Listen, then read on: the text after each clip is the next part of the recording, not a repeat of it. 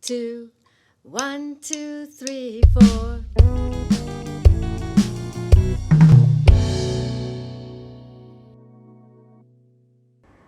Hey everybody, welcome to Extraordinary People. I am Patricia and I'm really excited about our guest today. And I'm looking forward to our talk and we're gonna get into it right away because it's gonna be a good one. So I'm gonna introduce him. I was introduced to our next guest by my extraordinary guest, Zena Neder. We met and he started to tell me his story. 2 hours straight, no break, and I didn't move from my seat. I was fixated. I learned that he is a prodigy in music and in his studies. He has one of those super brains featured in movies and books, the kind of super brain that understands everything with one glance, the one with a photographic memory, the one with super heightened listening and motor skills. Add to that the humility and modesty and generosity of his spirit. As much as his life story is exceptional, the wonderful part is that you feel like you're sitting with your next door neighbor because he is so down to earth about it all. By the way, he still hasn't finished telling me his story, and it's truly fascinating. As I was listening, I couldn't help but wonder, knowing he has this exceptional gift, how does he perceive life? Especially through his senses, how does he understand the world, being such a unique person? I couldn't help but grill him with questions about his state of mind throughout his life experiences, as I will today. I want to take advantage of this moment speaking with a prodigy, this unique experience that I want to share with you. I am privileged to introduce to you my extraordinary guest today. Welcome, Dr. Tony Karam. Thank you. I'm humbled by what you said. It's just the truth. It's my observations, and it's just completely the truth. And I wanted to ask you something. What would you add to what I said about yourself? I'm just a normal person. You're just a normal person. Okay. I think a lot of people can be like us, and I don't think that we're extraordinary in the sense that we have anything more than what others have. I think that the secret is if you're observant enough, Right. and if you observe the world around you and think about what you observe, I think we're all the same. You will get to where I got. So we all have the potential to develop these I skills think that so. you have. I think Okay. so. If not the same, but it could be slightly different, but you can excel at many things in Okay. life. You just have to focus on actually trying to achieve We that. have to focus a lot. Quite a bit we have Maybe. to focus.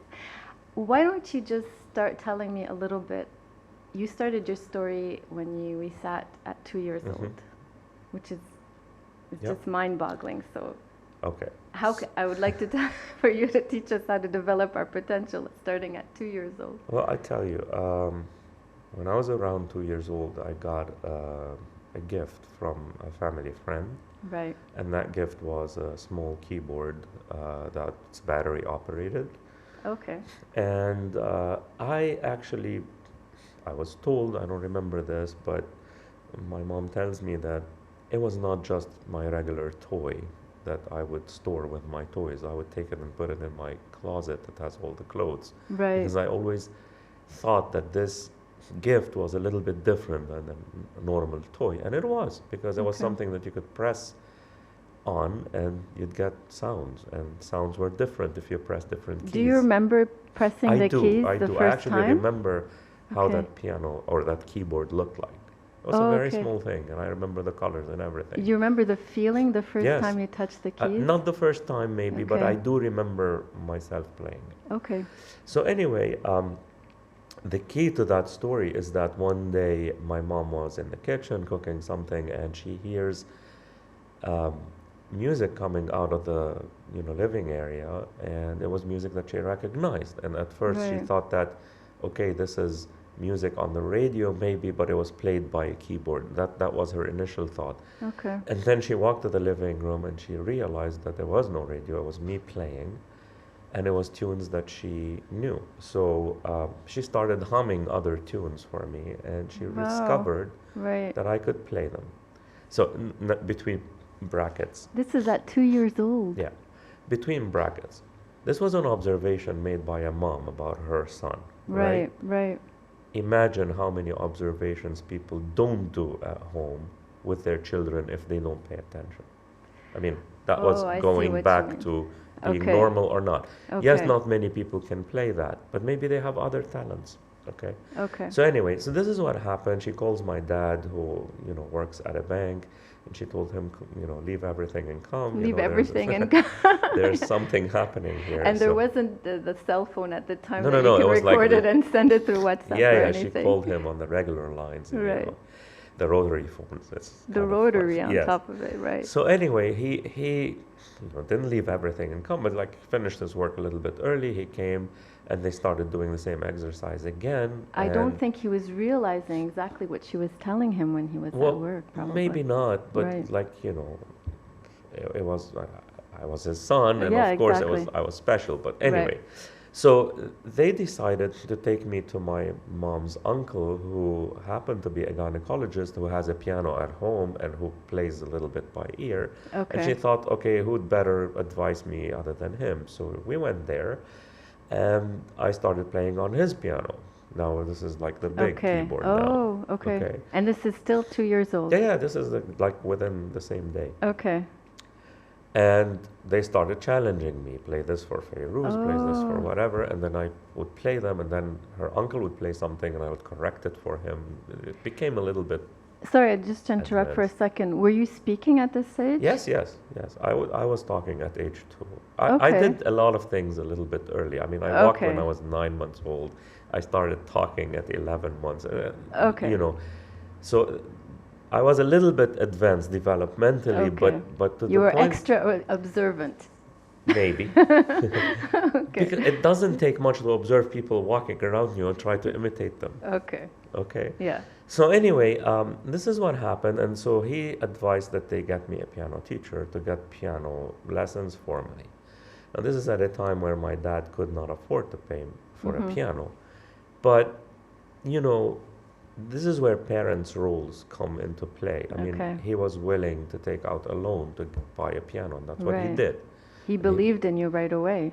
Well, it was an advice coming from a doctor at the end of the day, and it was Okay. his son. And Right. instead of paying for toys, let's get a piano. I mean, what's there Okay. to lose? Right. So they did that. The issue that we ran into is, how do you find a teacher that's willing to teach a 2-year-old how to play the piano? Exactly. Right. So we looked around, nobody was available, and then finally we found someone who was, I think, of an English descent, who played at the Carlton Hotel at the time. Okay. I mean, he played the piano in the evening, Right. and he agreed to kind of try. And he Yeah. said, look, I will try for a week, Right. but if it doesn't happen, it doesn't happen. Yeah, because they probably don't know how to communicate their message with a 2-year-old It was at very the time. confusing Right. for him. And Okay. his words were, and again, this is what my parents tell me, I do remember the guy, I don't remember those conversations. Okay. And they tell me that the first time he came, he gave me like the notes. And of course, I don't know how to read the notes, Okay. but he said, let me tell you why I say it's difficult. He gave me the book, and he said, put it and let's try to play something. And I put it upside down. I mean, I wouldn't know. Yeah. And then he said, look, I mean, if I'm starting with someone who cannot read anything, I mean, how do I continue? Right. But we'll try. And he Okay. said 1 week. Well, he stayed for a year. Wow. But it was just random teachings. I mean, play this, play that, try by tune. I mean, there was no formal anything. Okay. Because It how wasn't do you very teach structured. someone like Okay. that? I mean, I would not. Now I understand it. If you get me a 2-year-old, I wouldn't be able to teach them the formal ways. Okay. Because in music, there's formal standard teachings that are Right. not designed for 2-year-olds. So he didn't teach you scales or anything No, like no, this no. at It that wasn't age? scales. It was, moving the fingers, position of the hands, maybe, Right. slight tunes here and there, things that I would know. I mean, things like that. I asked you this before, and your hand is so tiny at Yeah. 2 years old. How would you able to function and play a whole tune at that age? That was a concern that my parents had, because they asked the doctor, the uncle of my mom, it's like, he's too tiny, wouldn't he deform his bones? And Right. he said, look, I'm a doctor, I'm telling you he can do it. Okay. And this is what I would tell everybody who's listening to this podcast. you're never too young to learn how to play the piano Okay. Or any instrument? or any instrument. Piano is the most difficult. Piano is the most Yes, difficult. Out of all of them, with all respect to other instruments, yeah, but yeah, this of is the course. most difficult because Okay. in piano, I mean, okay, we're not talking early piano music, but when you Right. get to advanced, piano, you have 10 fingers, 2 feet, Right. everything's doing something different. And Blah there's a blah blah. keyboard There's is a keyboard. right. I mean, sometimes you play tunes where every single digit is playing a melody at a different tone, and it's complicated. How do you remember how you felt at that age? Were you happy? Was it giving you joy to play this music I was on a the very piano? happy child to begin with. I was a Okay. very quiet person. And some of my friends who are childhood friends from that time are still my friends today. And Okay. they also tell me stories that how they felt about me being, their friend, is that their parents used to tell them, okay, let's go and see Tony because I want you to be like him. Oh. Not a competition Right. kind of thing like I want you to play the piano or I want you to be good at school. It was more like I want you to behave like him because I was the quietest kid in town. Just behavior-wise. Yes, I was the Okay. quietest kid. I would never touch anything, that's on the table. I would Right. just observe it. I would know everything about it, but I would not touch it. You would touch it with your eyes and your mind. Probably. Probably. Yeah. And I do remember this. I Okay. remembered I was fascinated visiting my friends at their homes because it Oh. gave me an idea about how they felt in their own environment. And I would look Okay. at things and I would sometimes analyze, like, why is this table like that? Why is it that my parents have a different kind of table? What made them choose this, not that? So Why you is put this your chair, not that chair? Did you put yourself in their shoes, or you were like an external Sometimes, observer? sometimes, but not in a pathological way. No, Just- just to just- understand. Just to understand how the world functions. Do you feel that you have an extraordinary, also emotional intelligence because of these types of observations that you make about everything? Look, Oh. you just opened a subject that could take the entire I know. podcast. I But think let we me could talk try for to like 10 hours here. no, let me Okay. just briefly answer you about this. I don't like the term emotional intelligence. Okay, because this is very trendy nowadays. Yeah, I know, I Okay. know. I think it should have been named something else. I agree with Okay. everything that they say, but the word intelligence with emotion, it kind of They use quotient. probably is better. Okay, Now, let me answer your question regarding that. okay. Yes, I was at a heightened emotional state, let's put it that way, Mm-hmm. as a young kid. And growing up, you don't know that about yourself. You just sort of assume that everybody's like you, Right. but they're not. And you learn quickly that they're not, but you don't understand why. And so Okay. later on, when you mature in life, you sort of realize that they could have been like you, but they were suppressed somehow, and that's why they're not. That's a totally different podcast. Right. But again, so I was at a heightened emotional state, and I'll tell you why I say that. And this is even before I was 2 years old, and I don't remember this, but my mom can attest to this. Okay. Even when I was a few months old, you put a music that's sad, I'm crying. Oh, You put a music that's happy, I'm laughing. okay. So there's some sort of a connection there with feelings or with emotions. So you're or- really affected by Right. everything that you see. If we move it up a couple of years, 2 years Mhm. old, 3 years old, 4, if I find someone who's sad, Mm-hmm. even if they don't say it, I would know. And I would be trying to even... So would you react to Yes, their I'd sadness? try to either console them Okay. or if I can't, because there's like this age difference thing maybe. Like Right. let's say somebody's visiting us and they're sad for something that I wouldn't know what or why or whatever. I would concentrate my observation on that person, trying to see either why they're sad, how can I help if I can, or what is there to do to kind of change their mood from sadness to something else. One thing I didn't mention in the introduction is that you're a doctor. I am. You're a gynecologist. I am. Do you think that that trait of wanting to help people, is that what maybe pushed you from the inside to become a doctor? What pushed me from the inside, maybe, but the specifics are, I wanted to become an eye doctor. That's what I wanted to Okay. be, ophthalmologist. But Okay. and I decided that at age 5. And why? It's because I loved my aunt, my mom's sister, Mm-hmm. who always complained about her vision, not seeing very Okay. well. And turned out there was nothing. But So you wanted to help her at I that wanted age? to help her, and Right. I still have a very close connection to her. Okay. And I decided, look, what better than becoming a doctor to be able to help my aunt? Right. And eventually, I help old people. I Mm-hmm. mean, every kind of person would want to see well, so that was the idea. Okay. So then, growing up, getting to high school and starting to apply for college, whatever, it was at the time. This is like the 80s, the late 80s. Mm-hmm. And IVF was starting to become a thing. So in helping vitro people, yes, fertilization, right? helping people how to get pregnant if they can. And then I thought that was a way more noble cause than helping people how to see, and I'm not undermining them, Right. that. But by then I also discovered that my aunt was okay and she was seeing fine. So, Okay, that's so I great. thought, okay, she doesn't need me that much. Maybe I can go Help others. help others in a different way. And so this was the fascination. That's why I ended up doing gynecology, is because I want to help people who cannot have a child, Mm-hmm. give them that gift of life. And that is like the ultimate gift that you could give somebody. I mean, Yeah. it's great that you can deliver a baby, but you didn't help them make that baby, and that's a totally different ballgame. Okay. The first time that you get a patient telling you, I'm pregnant, where she's never been able to get pregnant, Yeah. you can't compare that to like giving you $1 million. I It's not can as imagine good. the elation and the good So- feeling inside. So that's Yeah. briefly, in summary, why I ended up being there. And I was able to do it. I was able to maintain my academics despite everything that happened with me musically. I mean, we stopped now at Maintain your academics. yes. That's an interesting choice of vocabulary. Continue, please, Well, with your okay. musical story, and then we'll get to your academics. All right, 'cause so this is interesting musically, also. musically they got me the piano, and the Okay. guy stayed for a year, and then my dad had to leave the country to start up a bank in Abu Dhabi at the Okay. time, and Abu Dhabi was a desert with Mhm. camps and Yeah, a it wasn't couple of developed, buildings. right?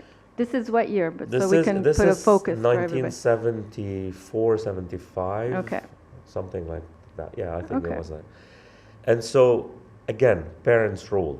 The Mhm. highest thing that you could, and if anybody gets any message from this podcast, is don't undermine your parenthood.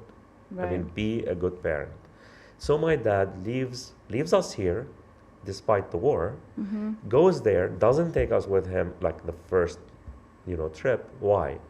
Because he wanted to make sure that there's a piano in the house. Mhm. Because at the time I was doing my daily exercises Mhm. for about an hour and a half a day at that This point was in at time. 4 or 5 years old, Yes, right? I was 3.5, 4. Okay. So he goes, there's only one piano in Abu Dhabi, and it's Mhm. in that Abu Dhabi television. That's so funny. Only one piano. One in piano in the Abu- entire UAE. I mean, Right. Dubai, Abu Dhabi, Sharjah. Oh all my of God! One piano One in the piano. whole United Arab. Yes. Okay. So he purchases a piano from Germany through communication. There was a telex at the time. It's Yeah. not even internet, whatever. Right. So he buys the piano, ships it from Germany to our house. Okay. And once the piano got there, he asked my mom to bring me and my sister to the UAE.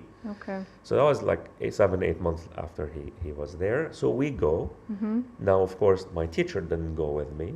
So now I'm without a teacher. Okay. So I'm on my own, but I'm doing my daily ritual. Oh, you didn't have a teacher at the time. In Abu Dhabi, I No. couldn't. There wasn't There a wasn't teacher. any. So we started looking for Okay. somebody. Again, Right. we're in the desert, and so it's tough. Right. And we tried to find a couple of people here and there, but no one actually stuck. Okay. But at the time, my dad was sitting next to me because he had learned it was interesting for them to observe their kid Definitely. learning. So they kind of learned Right. what I was supposed to learn, and they would repeat those for me.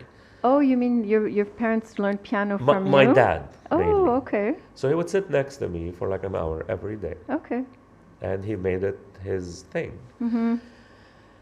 Now, an interesting story there is that in Abu Dhabi on Saturday nights, it's sort of like, Saturday Night Live in New York. I Mhm. mean, at the time, this was a nation I mean, I am not surprised that the UAE is where it is today, going Okay. to Mars, because they planned this from 1970s. You could see that. You mean they planned all of this since that I'm time? telling you, I Like mean, that's at the 50 years time, it was a ago. desert, no Right. pianos, I mean, nothing. And they brought all the big stars to their TV shows, to Oh, I Abu see what Dhabi, to you mean. perform Okay. on that night so that they can build a Promote. nation. Right. And so they had this show, and with a TV presenter who was English, very famous, and they would invite all the stars. And so on Saturday night in Abu Dhabi, there's no one on the streets. Everybody's watching that thing. And so Okay. there was word in the community that there's this 4-year-old who plays the piano, or That's so 5-year-old. cute. Yeah. So she decides to come and make a visit to our house. And I remember that visit, actually. I Okay. do remember her walking in. I mean, it was fascinating, the movie star, blah, blah, blah. Would you talk with them? Yes, Oh, okay. very minimal. I mean, I was Okay. not a talkative person. Okay. I mean, unlike some people on your podcasts who talk a lot, including me now, I No, usually observed. I You don't. do have a quiet demeanor, by the way. Yeah. Yeah. So she came and she asked me to play a couple of things. And she was fascinated. She said, "Okay, we'll call you." So she goes. She calls us a few days later. They want me on TV in Abu Dhabi to go on live. And my dad said, "Okay, what do you want him to play?" And she goes, "He can play anything that he wants. Just have him come." Okay. So we went. I took my books with me, whatever I had in books. By Oh, you then had I was books? reading. Yeah, I was It reading wasn't by music. heart? No, no, Oh. I was reading music at Okay. the time. No, it was not. I was 5. maybe. Okay. Okay. Okay. So we're backstage, and she goes. There was somebody before me, and then she introduces me, Doctor. Yeah, not Doctor. She introduced me as Yeah, Karam. that would be super prodigal. No. I'm used to Doctor. Yeah. Anyway, so she introduced me. I do have the tape of this. Okay. And I go and I put my music and I play Silent Night. It was December in the UAE. Okay. So, there was a little bit of anxiety backstage, like, I'm in an Islamic country playing Silent Night. I mean, You this is- celebrated Christmas at home. yes. Okay. But the thing is, again, we're not talking, I mean, today that's not a big deal, but No. like in the 70s, you had to think about those things. Okay. And we never knew where this would lead. Eventually, we might be, told to leave the country or something. Right. And again, to make a long story short, that tape was played in Abu Dhabi TV for the next 10 years on Christmas. Wow, This that's is why I tell you, amazing. this is a nation that knows how to build itself. They were and thinks looking into the ahead. future. Right. So it became a big deal. And a year later, we came back to Lebanon. By then, I was now 6 years old, 6.5. And it was time for me to have a formal training. I mean, by now I'm reading, I'm doing well at school and everything. So we had to have a formal teacher. And this is where I was introduced. Just to interrupt for Yes. 1 second. How many languages were you speaking at that time? English, Arabic for sure. I Right. knew French, but I hated it. I still hate it. And so I do understand it, but I refuse No to speak offense it. to all the French speakers. Yes, no offense. It's just, I have a thing with it. Okay. I can analyze it for you, but that's You a can different analyze it podcast. for us? Yeah, Okay. I mean, qu'est-ce que c'est que ça with all these like little things. I mean, Okay. just simplify it. Okay, we'll save that for another podcast. Okay. Analysis. And all those letters that you don't, pronounce. The Anyway, quiet. so lettres anyway, so yeah, 3 languages if you want. Okay. And music? And music. Was that the first? I think so. Yeah. I mean, if you think of it as a language, yes, I spoke it It is. before everything else. I think of it as a language. I think of it as an emotion. Oh. It's not quite a language. I mean, some people don't read notes and they can play music. I see it as a language because you can also read and write it in that sense, and you communicate It's a through form it. of communication. Let's put it that way. Right. Okay. Okay. Yeah. So, I think it's even a heightened form of communication. Definitely. Because I can make you feel things without talking to you, just through music. I can make you cry. I can make you happy. Yeah. Without saying a word. That's Well, poetry can do fine. that. That's words. Yeah. That's the No, but I difference. mean that because I'm saying we're talking about language, and you're saying it's an emotion. Do you want my opinion on Yeah, this? of course. Think about someone you love. Right. Don't talk to them. Just look at them. Now you see my point. Okay. Okay. So that's how I see it. Okay. So I interrupted you, and No. you're going to your teacher now.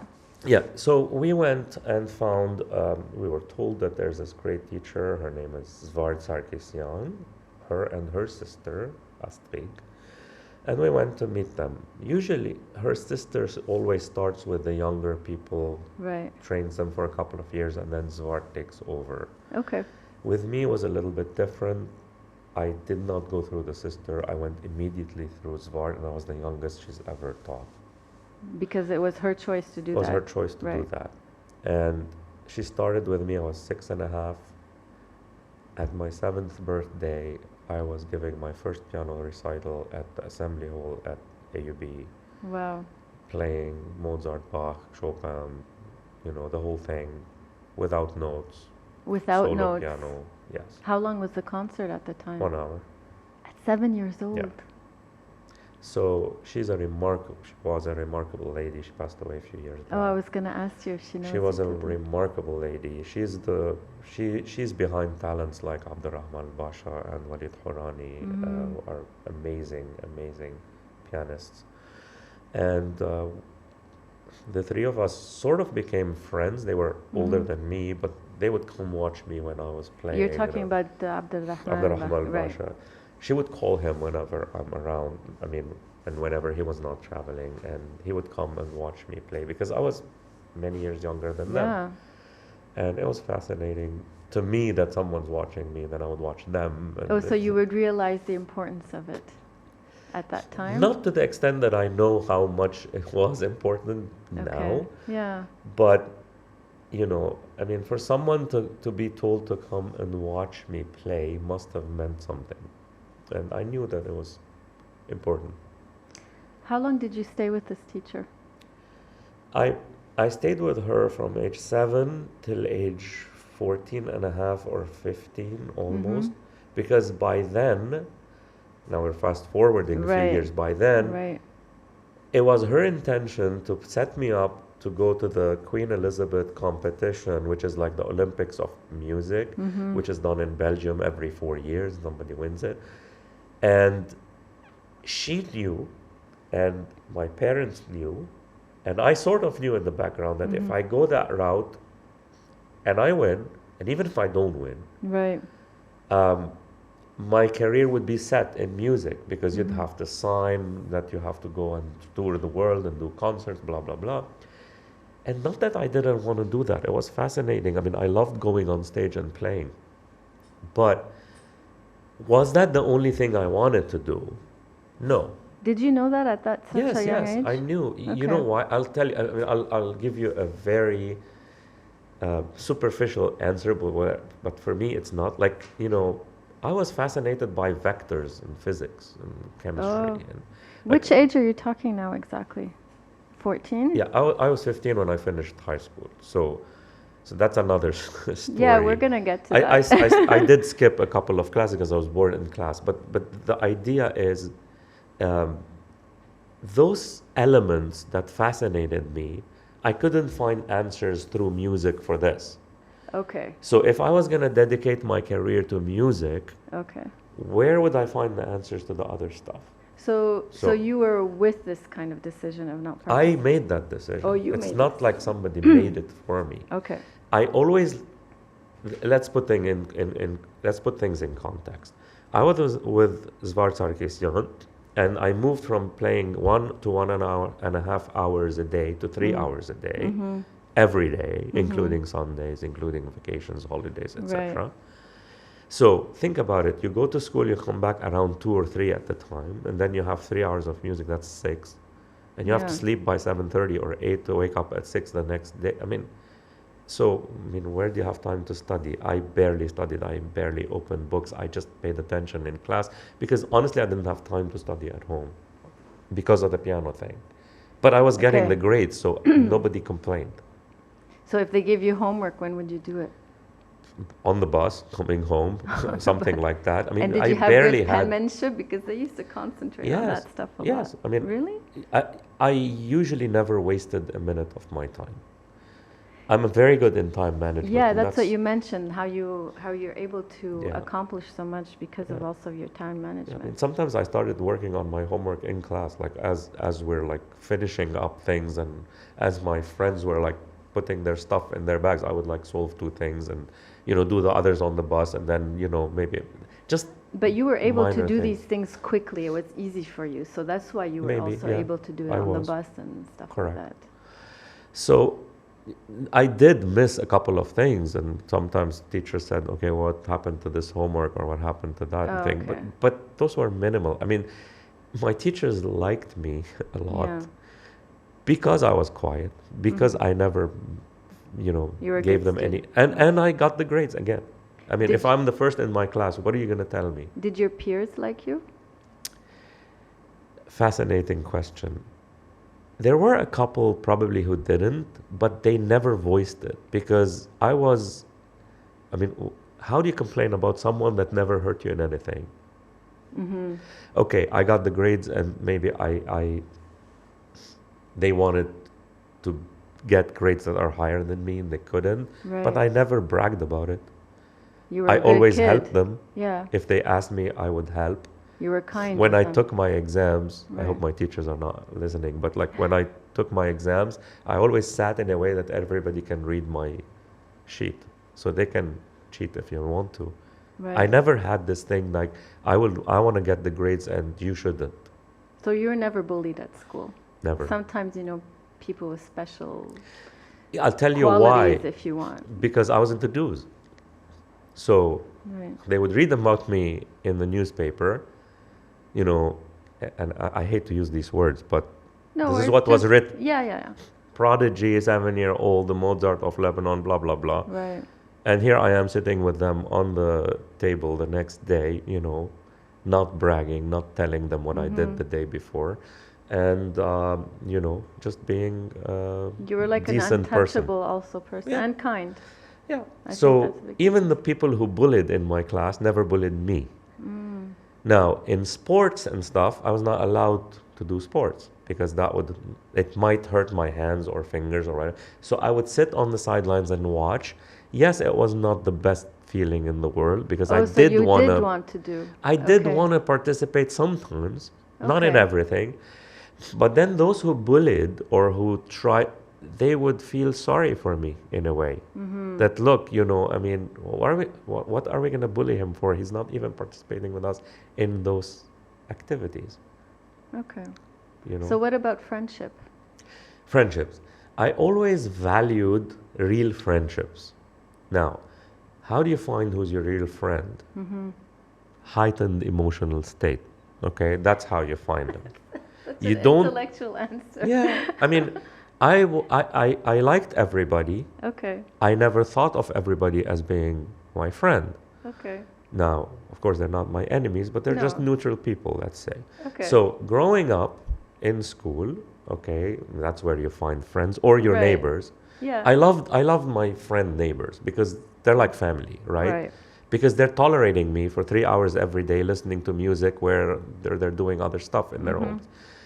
And at school, there were always one or two people who are a little bit slightly different than the rest. And those Yeah. are the people who I attached to.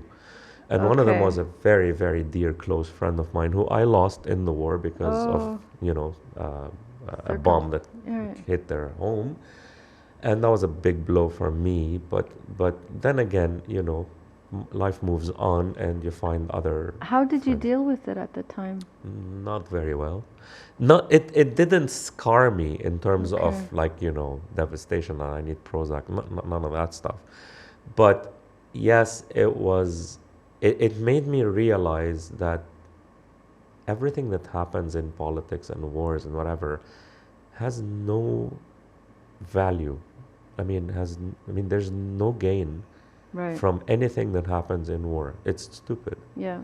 I mean, you lose one person, Violence is not a solution. it's never Or a it's solution. not a means. It's never a solution. Right. The whole thing with Russia and Ukraine now is dumb. The whole thing with what's happening in Lebanon is dumb Right. because it's easily fixable. The whole thing. If you have good intentions and goodwill, it is. You don't need intentions. You just need to think. Yeah. Well, if you go back to human behavior, that's It depends. or Look, human nature, actually, I should say. human nature is not bad to begin with. We have bad tendencies, we have bad whatever, and here you want to add religion to the thing, it becomes even more complicated. But we all have ways to be able to live peacefully because that's what we want for ourselves. Nobody wants to be in constant turmoil all the time. We wish it for others sometimes, but we don't wish it for ourselves. And there's something wrong with this. I would go back to like a nature versus nurture kind of argument sort of thing. Maybe. Because when you're valued, when you're loved at home, you won't look to be bad with others. So now you're going back to parenthood. Right, exactly. There you go. Yeah. I said it in the beginning. Right. Parents are the key. Yeah, I agree. And your parents, like you told me when we talked before, that your dad would push you to practice 3 hours, even though you would do it willingly. Yes. But he wasn't authoritarian with you, like some of those parents with gifted kids would push them to their limit and things No. this. You know, he was good with you at that. Yes, he was good with in me. pushing. He was authoritarian in terms of the rule is piano in the afternoon. That's a rule. You gotta follow that rule. So in that sense, he was. But pushing me to get me places or pushing me to get me to certain means or to fame, none of that stuff.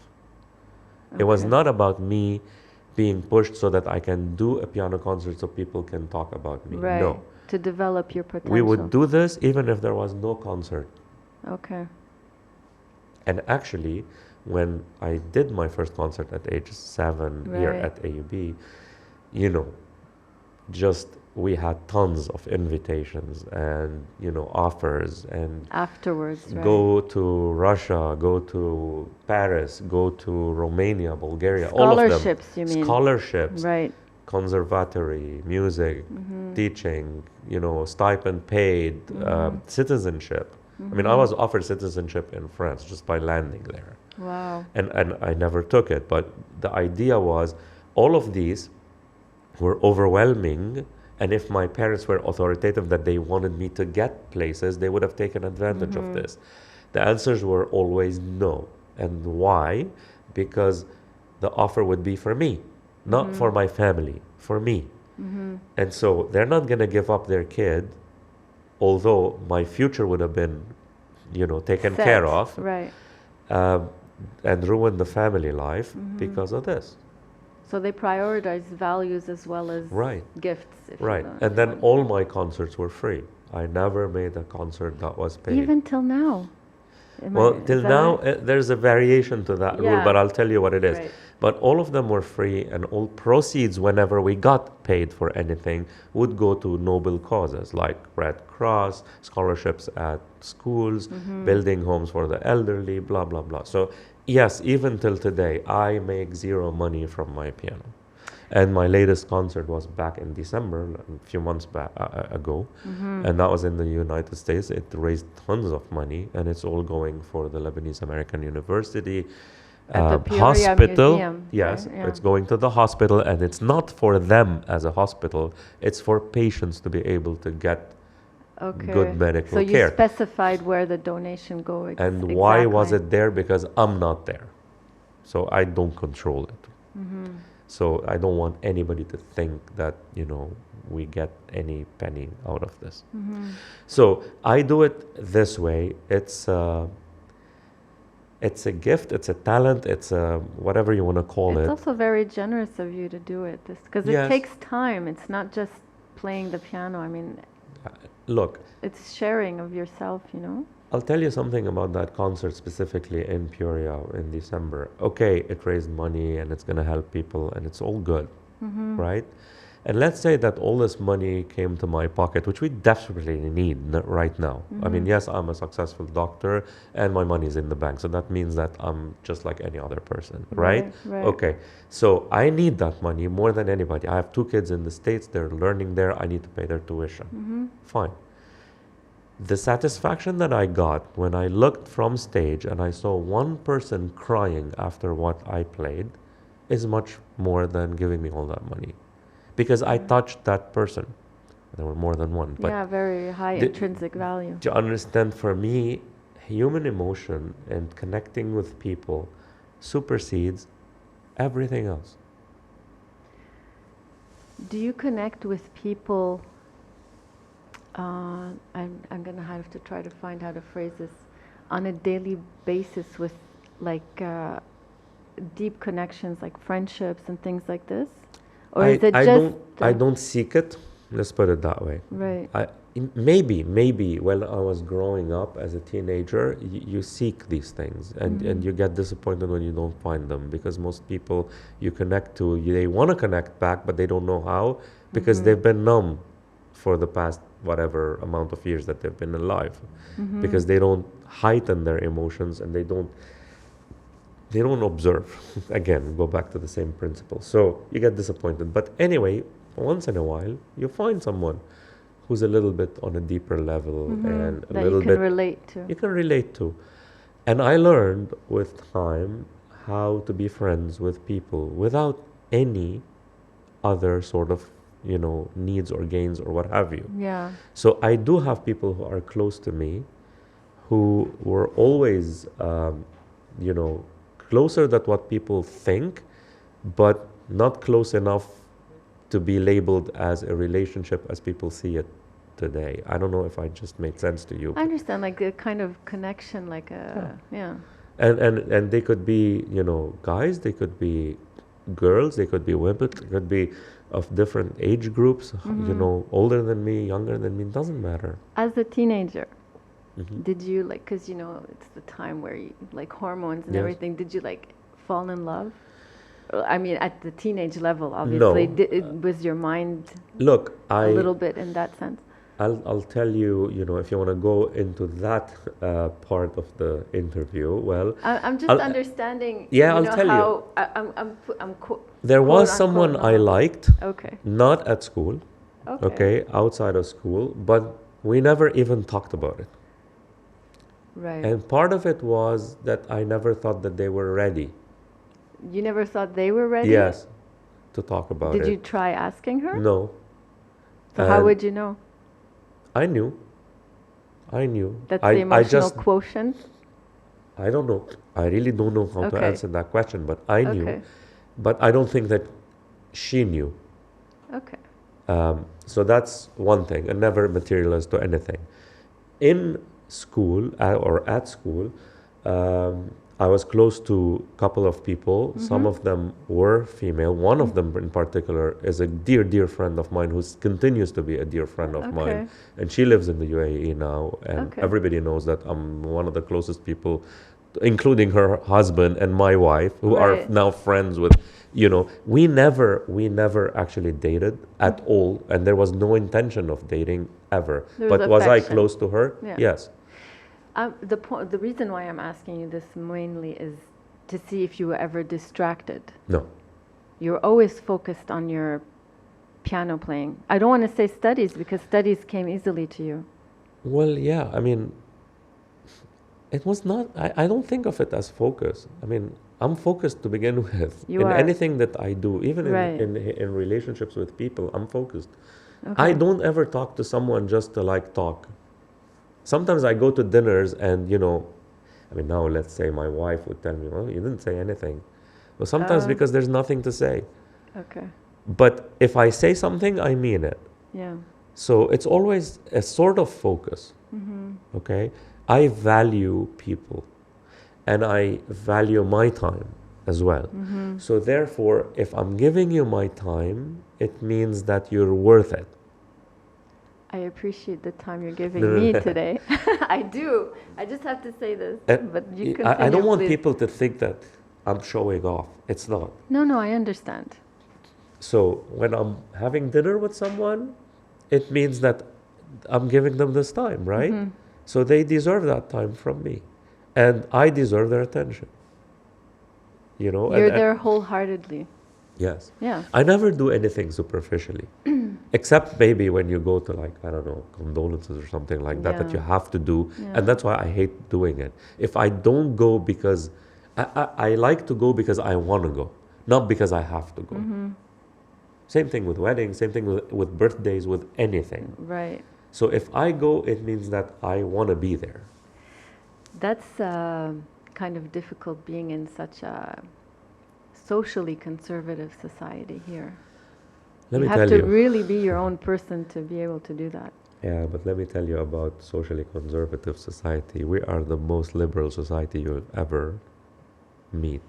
In what sense? Look, I lived in many countries, but mainly in the States. Mm-hmm. They're more conservative than we are. We're just fakely conservative. They are actually. You know, I mean, look, with my profession, Right. I can tell you the ins and outs of everything that's related to people here, and you'd be very surprised. So our society is not what you think of it to be. Let's leave it at that. Okay. You know what I mean now? Yeah, Okay. I get what you. So Wait, I'm trying to remember where we were at, and we were at we were high talking about your piano education, and then they offered you scholarships, Yes. and then you didn't want to break your family, No. which is very understandable and admirable, obviously, because Right. they were thinking of your base, Hmm. your essence, which is more important than. Correct. So I continued to do what I was doing, and then Right. my teacher said, "Look, there's nothing for me to teach you anymore. Right. I mean, you're at a stage where I have to sort of learn from you." Wow. How And did that you was- feel when she said that? I refused the whole concept. I'm like, "You're my teacher, and I'm going to continue to come." So I actually came for Okay. an additional year on Okay. a weekly basis with her. Not obviously, she didn't charge us, and my Okay. dad wouldn't agree, so he would get her gifts. Right. But I was there just to be there because I did not want to change my routine, and I always thought that I'll learn something eventually. And although honestly, she was the one asking me questions at the time, and so the role of mentoring was kind of reversed we at that became time. friends, and she Yeah. attended every single concert that I gave after that time. Wow. In Lebanon, obviously, because I gave concerts all around the world. But I in every single interview that I ever did, even 10 years later, I always said my teacher is Bart Sarkisian, where she hadn't taught me in 10 years. She But never married. She doesn't have No. children. Mm-mm. Okay. Just wondering if you're still in contact Yeah. with them. And so that's what happened. And so Right. I taught myself after that, and I in college in the States, because I Yeah, went so you went eventually. to I a eventually different went to the path States. now. Yeah. This was at 15. Yeah, at 15 I finished school, and I entered here at AUB, which had two branches at the time. One was in West Beirut, and the other was in East Beirut. We were Because of living the in East Civil because of War, the Civil right. War. Right. So I went to the East Beirut campus, and I did 2 semesters and a summer, and then war broke. We couldn't go, and I was livid that all this time that I gained, because I knew I was going into medicine, right? And I knew that the road to medicine is at least 10 to 15 years after high school, right?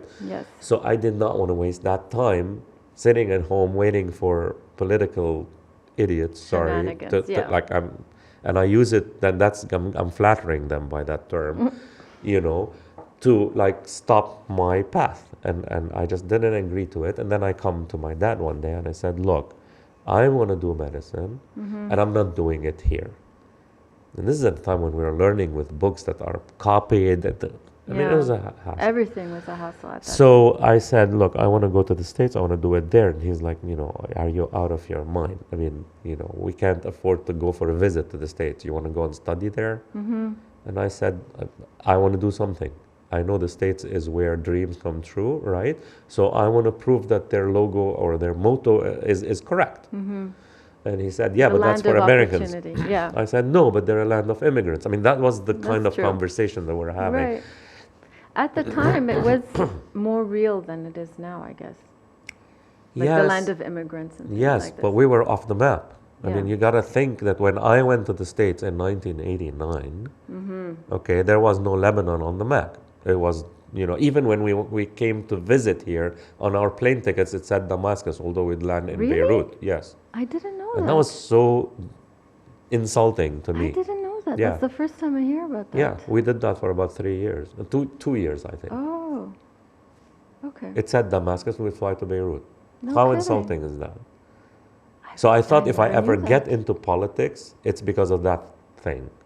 Because I have a country, I have a passport, and nobody admits to it. And I once went to a bookstore, and I looked up the geography books, and I actually looked Where for is our this borders, bookstore? like In the States. Okay. And I would look at, is there a border between us and neighboring countries? And there wasn't. And there wasn't. Yeah, and then they eventually changed that after like 91, 92, and things started calming down here. They re-established those things in books. Nobody knows this. You can look them up. Yeah. I'm not telling you something that's... So it was like part of Greater Syria at the time or something? It was just being eliminated a little bit at a time. And this is not because of the States. I don't want to think it's, No, I it's a understand. worldwide thing. Yeah. So anyway, That gives you a lot to think about. yeah. Anyways. So I went eventually because my dad agreed that, okay, look, it's not like that. I applied without him knowing, and I thought So you did have a bit of a rebellious nature. A little very teenage tiny bit, because rebelliousness. you know what, it was because it wouldn't hurt anybody. Yeah. If I applied, doesn't hurt anyone. Okay. At the time, application fees were like $10 and $20, which I had, so Okay. I could do it without anyone. I mean, it's my money. Okay. So my rationale was, if I get the acceptance, I have a more solid case with my dad. Okay. So I did get the acceptance. and Which I went- university at the time? The first one that answered me was a university in Ohio called Okay. University of Toledo, Ohio. Okay. Because remember, I'm applying around December of '89. I want to start in January, which is mid-school year. Yeah. And not all schools accept you in the middle of a year. And I found the school which does. And there was one of my friends who actually went there. So I thought, okay, more ammunition. Oh, okay. Yeah. Oh, you had a friend there. That's good. So I thought, Yeah. okay, so they accepted me. And I went to him and I said, look, I have an acceptance, whereas here I'm doing nothing. What do you want me to do? With a tuition that was not in the tens of thousands. Yes, it was $6,000 or $7,000, something like that, which was a huge ton of money for Yeah. my dad. But still, it was better than 20, right? Which is the equivalent of what, 15, 20 today? Something like that. Yeah. Okay. And he said, I can't. And I said, okay, we'll make a deal. Can you afford it for a year? And if you can, I'll get scholarships. If I don't, by a year, if things are calm here, I'll come back. Okay. So he consulted with very, very good, decent people around him at the bank and the owner of the bank where he works, who actually told him, go, we're behind you, don't worry. I mean, we'll facilitate loans, blah, blah, blah. And so he went. He went with it and he said, okay, and I went. And within the first semester, I got my first scholarship. It's a music scholarship, but it helped. Oh, it was a music scholarship? It helped. Yes, Oh. the first one was a music scholarship, and then the second one became What did you academic. apply to? What etc. kind of program? It was a biology Pre-med. pre-med. Okay. Yes, And you got a scholarship in music? I did. Okay. And because I applied to all kinds of scholarships that I could find. Oh, I see. Okay. And they did not accept any of my credits that I did here, so I had to repeat them. And I was, the first conversation with my advisor was, This is an look, interesting story. Yeah. I need to get more credits. I'm already delayed. I don't want to be delayed anymore. And he said, no, you got to prove yourself. And I said, well, I will, but you got to give me a chance. So he said, okay, the maximum is 13 credits or 14 credits the first quarter. So you do that, you get me honors list, and then we'll talk. Okay. So I got president's list, which is 2 grades higher than honor Right. So list. there's the honors list. There's dean's list, and Dean's there's list, and you were on there's the president's list. President's list is when you get a GPA of 4.0. Oh, That means was there always. anybody else on the Yes, president's list? there as were, well? but like Okay. it was like you'd see an honor list with like 50. I mean, this is Right. a university with 30,000 students, Yeah, right? yeah. So the honor list is I'm just wondering if it's just for one person. or no. not. That's- President's list is usually like maybe 20 people or something like that. So By the way, were you valedictorian? You're asking me a lot of questions. Well, that's At what what we're here stage? for. I'm sorry, I just thought of it. I mean, because there's we the were talking. pre-med, there's the graduate school, Okay, we'll there's get the to that. medical school. We'll Yeah, get I to was that. at one point in I'm time. very So, spontaneous. so anyway, yes, I got president's list, and then Okay. I came to him and I said, "Okay, can I have my 21 credits now?" And he said, "No, it's never been done. You'll go Okay. 18." And I'm like, so we Okay. negotiated the 19th, and so we Okay. went there, president's list again. So to make a long story short, we did whatever 14, 18, 21, 22, 24, and I graduated. So I Wow. ended up graduating before my friends who were still at AUB here. What age was that? Uh, this was, I was like 17 and a half, 17, 18. you graduated from pre-med. Yeah. That's amazing. Yeah. So, That's extraordinary. and at the time I wanted to do medical school, right? So Right. in the States, you have to apply to medical school a year and a half before you enter. That's how the sequence of events are. But I couldn't apply because I didn't have the courses.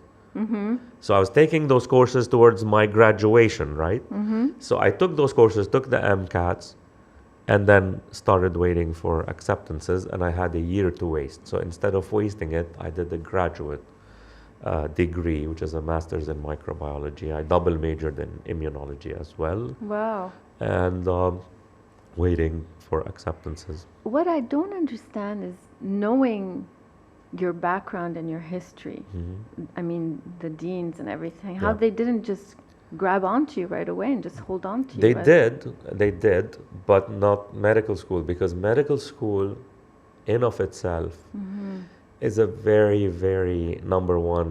I mean, it is the most difficult thing to get into, number Okay. one. And number Mhm. two, it is, even in private schools, it's partially subsidized by the state. So you can't enter into medical school as a non-US citizen. Mm-hmm. That's to begin with. Yeah, you told me you had It's a hard very, time very, with that. very difficult thing to do. Almost impossible. Mhm. And they do it on rare occasions, but this is like winning the lottery, is what it is. And you were one of those rare occasions. I was, but I think I played it right, but then I found out the story and I can say it now. I think you know Mhm. part of it. Yeah, I did. The thing is, I was doing graduate school, right? And I'm Mhm. waiting for the acceptance, and I start getting all these letters. And of course, this is at a time where I have no money. So Mhm. I got my first letter from Case Western in Cleveland. Like, wow, Case Western wants to interview me. That's already an achievement. Mm-hmm. So I go buy some clothes, blah, blah. And Yeah, you then, had to get dressed up at the time. yeah, and Yeah. I fly with everything that I had in my bank account, Okay. like $100. And then, honestly, I mean, this is Yeah. what it was. Ticket was like $90, and then $10 to like, Yeah. spend and come back. But it's worth it. It's Case Western. So I go and I walk into the interview. It was like 0 degrees outside. It's horrible. And then I walk in and the guy says, "Hi, just want to let you know you will not be accepted here." This is how he started the interview.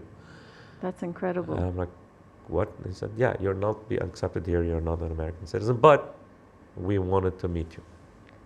I can imagine how your state of mind, you're just speechless. I mean, what? Yeah, I mean, how what do you answer stunned. to this? Yeah, exactly. So it was a horrible 15 minutes because whatever he said, which was all good, it means nothing to It me. means nothing. I'm not going to be accepted. But he said very good things. Yeah, who is this person with this TV who's played for the Queen of Belgium, blah, or the Princess of Belgium? Right. Because I had done this. And they wanted to meet me. Who's this guy with those grades, with this CV, with a piano, That's kind CV of that's unfair. 7. I mean, they made you pay your way all the way and everything. Well, it's just part to of do the that. game. I mean, Yeah. no, I understand them. Okay. If I was in his shoes, I would want to meet this person maybe. Mm-hmm. But I appreciate the honesty of him telling me this, not thinking that, look, I'm going to give him these hot air balloons and then he's going to go and dream about Case Western where he's not going to be accepted. I would appreciate the forthright honesty. Have you about ever seen him again? it. No. Okay. Same thing happened with Boston University. I went there again. It wasn't the first sentence, but it was probably the second or third sentence that they said that, look, you have no chances. But I wish your conditions were a little bit different because you'd have the number 1 spot. Mm-hmm. So if you want to analyze the mental implication on this, it's devastating because you're like on top of your game Yeah. and somebody's telling you you're not worthy. I mean, And it's all just, politics. and it's because of a passport that I hold. Mm-hmm. because it was not my choice to be born here. Although I love it, I don't want you to misunderstand what I'm saying. No. You know, Yeah, of course. It's just a it's like, political. how is this my fault? Right. It's not my fault. Had I been born there, I would have been maybe in Harvard. I don't know. So again, with a scholarship. Yeah. Harvard with a scholarship. So finally, one day, I'm like, I'm done. I'm finishing up my graduate work. I done my thesis. I defended my thesis, the whole thing. And I'm like desperate because I'm now packing because I gotta come back. I mean, if there's no acceptance, what do you do? I have to go back and try AUB and LAU. But there wasn't LAU at the time. That must have been really hard for you. Yeah, because I'm looking at my grades and I'm looking at the result, you know. Do you think that was the most difficult time in your life? No. Okay. There were 4 things in my life that were very difficult. I'll tell you about them later. But this was one of them. And then one day I'm opening my mail and I have this letter of acceptance from the George Washington University, which at the time was #1 in clinical medicine in the States. We were above Harvard when it comes to clinical medicine. And I'm like, I can't believe it. I was doing my graduate work there, but like, why would they accept me all of a sudden? Again, I still had my passport, this is a very the Lebanese interesting passport. story. Yeah. So I never quite understood it. I was grateful. I called my dad. I actually sent that letter of acceptance to someone in Lebanon who once told me, you're crazy, told my dad that he's crazy to send his son to the States to do medicine because this is like asking to win the lottery. And at the time, I had told that guy that I am going to make it. You did win the lottery. I sent my acceptance to him before I sent it to my dad. And I wrote on top, I was right. So anyway, my dad was obviously ecstatic, but then you're facing now a tuition of $30,000 a year, plus expenses. And in medical school, get a scholarship if you can. I mean, is it that difficult? You can get a loan. Everybody would want to give you a loan because they know you're going to become a doctor, you're going to be able to pay it off. But scholarships for a non-citizen, I mean, they don't exist because we don't exist. I thought it was more prevalent than this. We don't exist. As a My breed does not exist in medical school, so there's no scholarship for non-citizen. You gotta be a citizen to begin with. Okay, I understand. So your scholarship has to be something else, music related, something, whatever. But loans you can get. Okay. So anyway, I was able to get some stuff, but not everything. And obviously my dad took it upon himself to be able to provide me with that money. You must have been very disciplined also on yourself at the time to be able to be so determined and achieve all of this. Time management. Yeah. It's all about time management. Even in medical school, I never missed a show. I watched all the Seinfeld episodes and the Cheers episodes. And I used to tell them to my friends who were studying all the time. Thursday night this is lineup. what you missed yesterday, and I still went to the movies once a week, and I did all. So you remember the Thursday night lineup? Of course, like 8, Thursday night you don't open a book. There was Cheers, Seinfeld, and then came Friends, Frasier at the later stage. Right. Yeah, I never missed any of those episodes. So anyway, so this is what happened, and we did the 4 years of medical school, and I was successful in in all of them, and this is when I started backing up from my piano, because when I started rotating in hospitals on the 3rd and 4th year, your schedule becomes horrible, and you're going to outlying hospitals, and you just don't have time for your piano. And this is at the time when you start thinking about, okay, I'm going to specialize. There's another 3-4 years. And all of this, and eventually you're going to start working. Do you really want to be that doctor who plays the piano, or do you want to be the doctor? So then I made a decision that I got to back off from music and let the people start forgetting who I am. So that when I come back as a doctor, because I knew I was going to come back to Lebanon. This was my country. I was coming back, irrespective of whether I had a citizenship or not, because I was working on that as well. And I never wanted people to say they're coming to him because he plays the piano. I mean, there's this competition between doctors and stuff, and I gotta establish myself and earn my respect as a doctor, not as a pianist. At this point in medical school, you were still the type that, with the photogenic memory, photographic Yes, memory and all, never. it still was easy for you. That never changed. But you told me when you went into specialization, you had to study a little bit. Yeah, I'll tell you about that, but I just remembered something that we shouldn't miss. Okay. It was during my third year of medical school that I discovered how I got into medical school. This is a very touching story. Because my advisor in graduate school, who I did my thesis with, is a great guy, Professor Reich, who I barely really spoke with him, except things related to my, thesis, which were limited. I mean, I did my thing, he did his thing, he supervised some stuff, and I defended my thesis, blah, blah, blah. He got admitted to the hospital, and I found out from the students, because he also taught us the microbiology course, and they were talking, and I said, okay, the hospital's across the street, so let me go visit him. So I go, he's in the ICU, and there's a thing on the door that said no visitors. So I respected that, never went in. A week later, he passed away. And I was like, I wished I went in. I mean, so anyway, nothing happened. A couple of days later, I'm at home, and I get a phone call from an unknown number, and it turned out to be his wife. She introduced herself, and she's like, Dr. Reich loved you a lot, and we're doing his funeral, and he wants no one from the university to come except you. So obviously no one from the university, including faculty. He didn't want anybody, just wanted me. And I said, okay, I mean, I'll come. And this was in Maryland, 45 minutes away. I had to take a car. I didn't have a car at the time. Anyway, I arranged it, and I went. And I don't know anybody. I'm sitting, and all of a sudden someone comes and sits next to me. It was his wife, and she introduced herself. I've never seen her. And she goes, I want to tell you a story. And I said, what? And she goes, when you applied for medical school, there was, the review, and they gave you the interviews and all that stuff. Yes. When they were reviewing the acceptances, they were picking those last 111 students out of 10,400 something. Dr. Reich walks into the room of the board, and he puts two letters. One is your acceptance letter, and one is his resignation. And he told them, you have to sign one of those two letters, and he walks out of the room. That's just amazing. And this is not somebody who is like the head of the board or something. No, he was just one of the people who was in the faculty. He was on the board, but not. And I think that's how I got into medical school. That's just amazing. Knowing that, this is in retrospect, knowing that I cost the university much more than my tuition.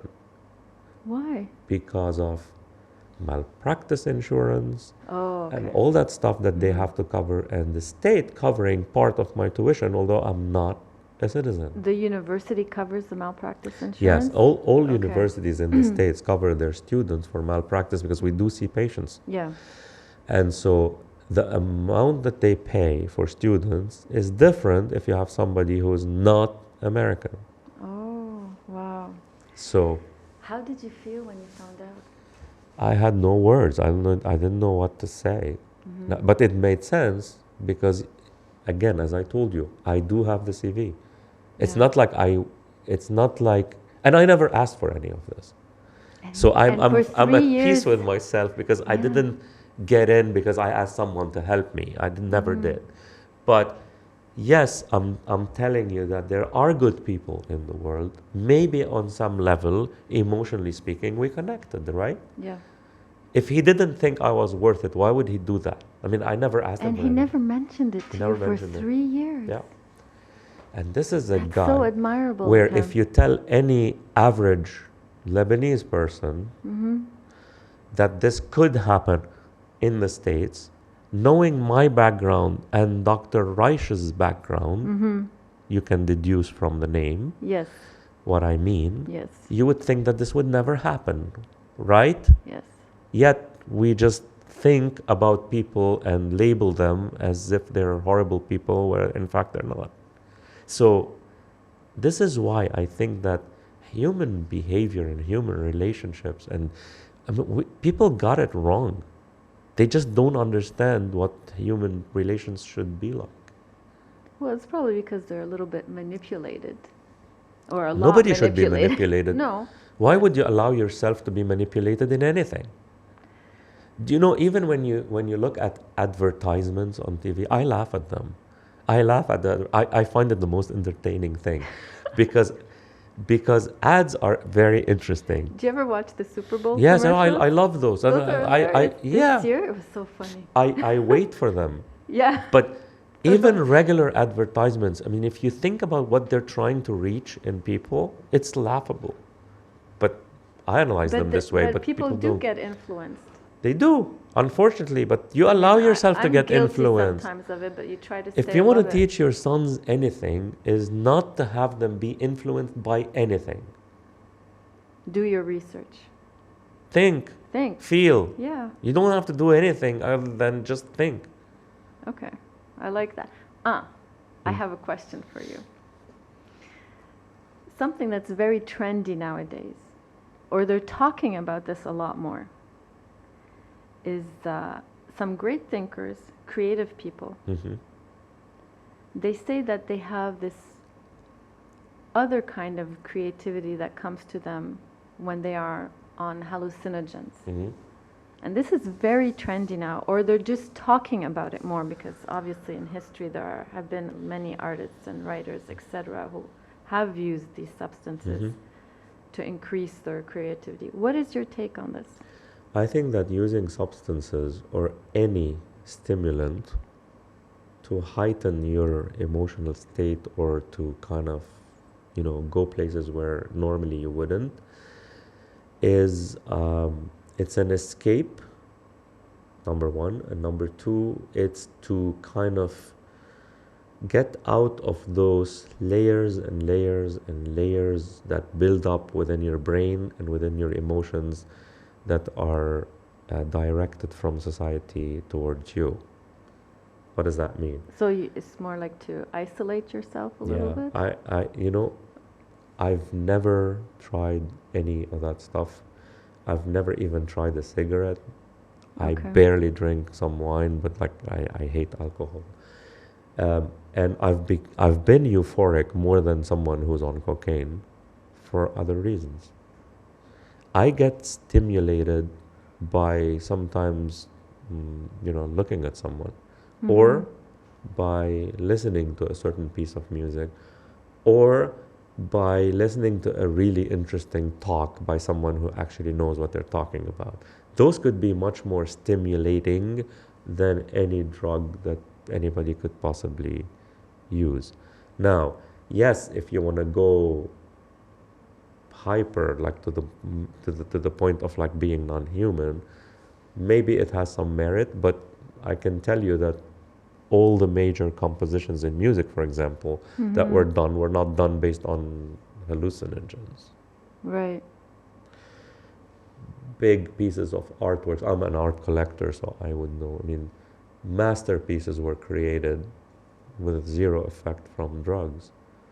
But you can drug yourself, meaning your thoughts can go that route naturally without having to do anything that would take you there.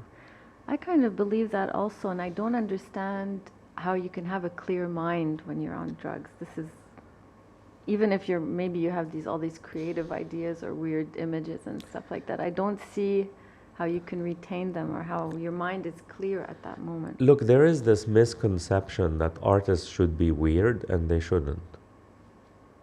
Okay? For me, I think that artists could be emotional, but not weird. I'd like to use the word unique. Neither weird nor... Scientists could be unique. Yeah, exactly. Everybody should be their own person. Yeah. So that doesn't make me any different than a master architect or a beautiful engineer or a pilot, or whatever, or a brilliant lawyer, or an artist who paints, or a musician who composes or plays. We're all the same. It's just we try to look different or behave different in order to get some attention, but it's not like that. you can have emotions without being weird. Yeah, of course. I can challenge any Yeah. artist and I can tell them that I have more emotions than them. Yeah, But of I'm course. not weird. No. Okay. Okay, I get what you mean. I mean, being in love is just a euphoric kind of Exactly. drug. And not just being in love, meaning like, in love meaning man, woman, blah, blah, blah. You can love somebody as a friend Yeah. and be euphoric, much more so than loving your wife as just, love kind Right. of thing. Yeah. You can be euphoric from anything. You can, the first time you saw your son when they were born, Yeah, that's you were euphoric. yeah, that's a unique feeling. Okay, Yeah, I've had definitely. that privilege twice. Yeah. I still remember that moment to this day. Does that mean that I need drugs? That wouldn't match that feeling, for example. Do you still have that feeling when you see your kids? I love my kids. Yeah. They're everything to me, but not to the point of me being possessive. Right. I do respect their independence. And their I've- own uniqueness. Yeah, I mean, I've had the difficult experience of having them, grow up a little bit physically away from me, but I managed to stay the parent that every parent should be. And, my reward for this was a letter that I just got, a few months ago from my daughter who said that I'm the best parent anyone could ever wish for. That's So, wonderful. To me, I've done what I should do and what every parent should do. But yes, I do get euphoric hearing about them, getting a text message from them, or seeing them, or spending time with them. But again, I try not to be possessive as much as I can, and I respect their independence. I can't get enough of this talk. I think we could sit another Well, 10 thank you. hours. Me too. I think we could sit another 10 hours, and I know you have so much more to say. Maybe we can do another episode another time. That would be Anytime. wonderful. One more thing I'd like to ask you. After our talk today, Mhm. do you maybe see yourself a little bit differently, knowing that we sat here for about an hour talking about you? Look, I've had the opportunity to talk about me in little bits and pieces here and there. Maybe not as complete as this, and this is not complete yet. I mean, there's so much It more. isn't complete yet. Do I see myself differently? No, I know who I am, and I will always be that same person. I'm happy I met you. I'm happy I'm that very I'm grateful. No, Extremely I mean, this is happy. not a compliment. I really mean Thank it. you so much. I'm happy that someone found interest in highlighting that aspect of me, as opposed to sitting there and talking about the techniques of Rachmaninoff preludes or something like that, or telling me about how come I can do a surgery in 10 minutes as opposed to 1 hour or something like See, this. I didn't know that yet. Well, you'll find out things. But the thing is, people usually focus on certain aspects of things, but there's that human being that's behind all of this, and this human being It has is. thoughts and has ideas, and they think the way they think because of many experiences that happen to them in life. And again, I am no different today than what I was when I was 15 or when I was 8. I'm maybe a little bit more mature in certain things. Maybe I have the experience or the knowledge, or those add to who you are, but the basic or the core is the same. I still listen to you today the same way I listened to some people when I was 5. I mean, it's no different. I just give into it now a little bit of my own experiences to try to maybe give my thoughts on something or help you if you need help or whatever, Right. the conversation takes us to. I mean, that's what it is. But, my ideas on life are almost the same, Minor things changed, yes. I'm a little bit more cautious in certain ways, maybe, yes. But after this interview, I'm happy I talked, and this is the most I've talked about me ever. I'm very happy you did that too. And I'm telling you, there's so much more. There is. you know? There is, and I'm sure I'd really like to do another episode another time. Anytime. I appreciate this so much. And you have certainly different qualities special than that you brought out, and I hope you can inspire and motivate others to do the same. I would hope so. Yeah. Thank you so much, Dr. Karam. Well, thank you. We'll see you soon. Sure. Thank you. 1, 2, 1, 2,